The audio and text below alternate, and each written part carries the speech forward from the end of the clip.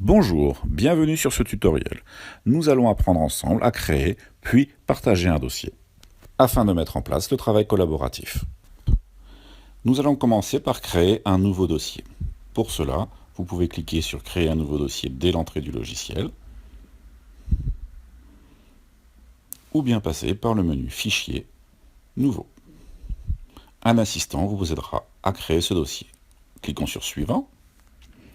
Choisissez les modules avec lesquels vous voulez lier ce dossier, puis cliquez sur Suivant. Vous avez le choix entre le moteur de base de données Microsoft SQL Server ou MySQL. Si vous avez des doutes, consultez l'informaticien qui a procédé à votre installation. Suivant. Choisissez le type d'installation, soit poste client-serveur, soit poste client seul.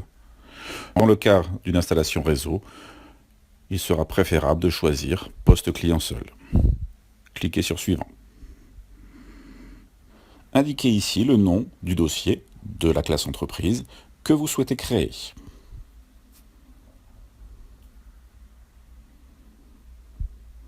Puis, choisissez le serveur sur lequel seront stockées les données. Si vous avez un doute concernant le nom du serveur, ici aussi, référez-vous à la personne qui a installé votre logiciel en réseau et qui pourra vous donner le nom du serveur. Puis, cliquez sur Suivant. Cliquez encore sur Suivant et vous arriverez à la page d'identification de la société, dans laquelle vous pourrez remplir les différents champs permettant d'identifier l'entreprise. Vous pouvez terminer de compléter les informations concernant l'entreprise et cliquez sur Suivant. Indiquez ici les différentes fonctions que vous souhaitez retrouver dans votre PGI, puis cliquez sur Suivant et enfin sur Lancer pour créer votre dossier.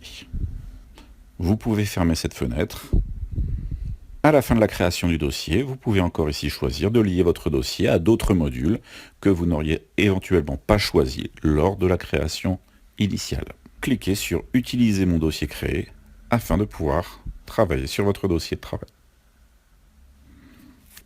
Votre dossier est créé. Nous arrivons à la page d'accueil du module de gestion commerciale. Si vous aviez créé votre dossier dans un autre module, vous arriveriez sur la page d'accueil correspondante.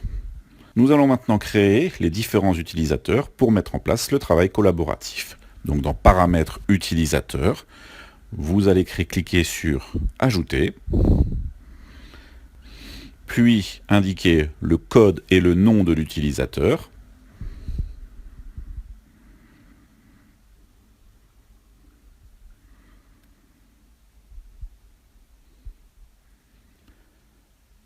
Si vous voulez indiquer un mot de passe, effacez le mot de passe existant et tapez sa confirmation.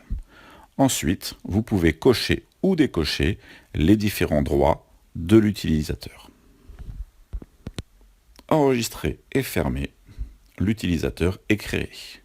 Votre dossier est créé, il contient plusieurs utilisateurs. On peut désormais le partager. Sur le poste du deuxième utilisateur, inutile de créer un nouveau dossier, il suffira de créer un raccourci.